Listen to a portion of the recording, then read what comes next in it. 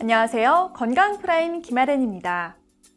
이유 없이 온몸이 아프고 피로하며 소화가 되지 않아 어느 진료과를 가야 할지 고민한 적 있나요? 그렇다면 바로 섬유근통을 의심해 볼 수 있는데요. 많은 사람들이 잘 알지 못하는 생소한 질환이지만 매우 일반적인 증상을 보입니다. 오늘은 섬유근통에 대해 알아보겠습니다.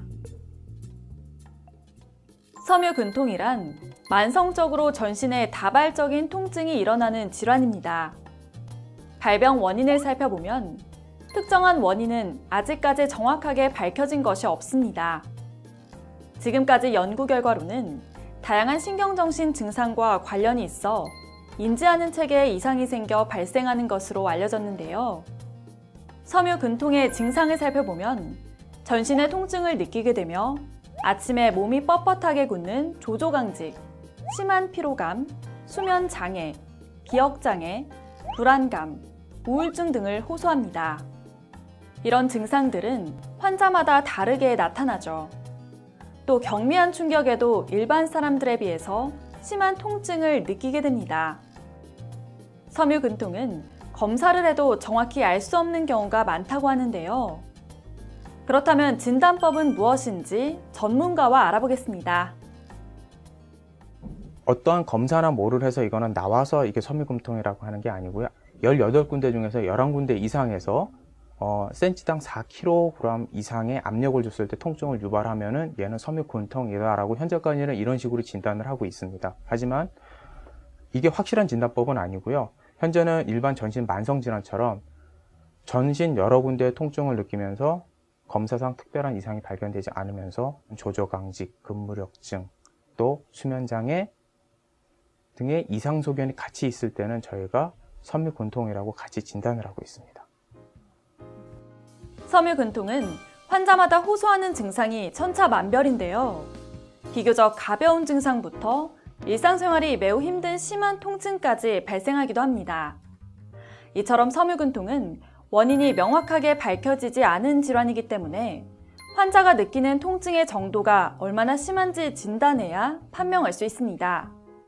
따라서 특정한 부위가 아니라 몸의 이곳저곳이 아프다면 반드시 병원을 방문해 정확한 진단을 받아야 합니다.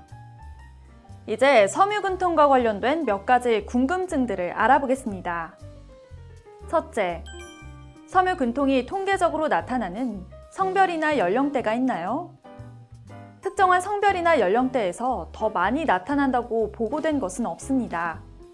그러나 압력을 주는 진단 과정에서 여성이 남성보다 더 민감하게 느끼는 경우가 많아 여성에게 더 유병률이 높다고 말하기도 합니다. 둘째, 섬유근통에 합병증이 있나요? 섬유근통이 여러 통증들을 느끼는 것이기 때문에 합병증이라고 명확히 단정 지을 수는 없지만 일상생활이 매우 힘들어지고 그로 인해 우울증 등이 생길 수도 있습니다. 따라서 환자들이 통증에 대해 너무 민감하게 반응하게 되면 정신건강에도 악영향을 미치기 때문에 주의를 다른 데로 돌릴 수 있도록 여가 생활을 해야 합니다. 셋째, 섬유근통의 예방법이 있나요? 섬유근통은 정확한 원인이 알려진 것이 없기 때문에 예방할 수 있는 방법이 없습니다. 앞서 말했듯이 스트레스와 밀접한 관련이 있기 때문에 스트레스를 해소할 수 있는 방법을 찾거나 가벼운 운동을 통해 정서를 환기시키는 것이 좋습니다.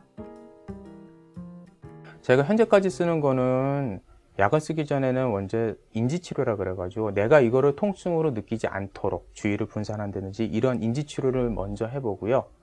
저희가 가장 흔하게 할 수 있는 거는 약물치료입니다.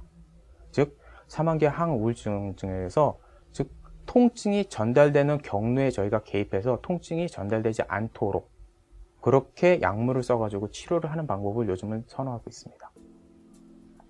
섬유근통은 여러 통증을 유발하는 질환인데요. 이로 인해 여가 생활을 줄이고 약물에만 의존하게 되면 몸과 마음의 건강이 더 안 좋아지게 되는 악순환을 불러올 수 있습니다. 따라서 질환의 치료에만 전념해 외부와 접촉을 아예 차단하는 것이 아니라 가능한 범위 내에서 활동적인 생활을 통해 통증을 분산하고 몸과 마음의 활력을 되찾으려는 노력이 필요합니다. 지금까지 건강프라임 김아렌이었습니다.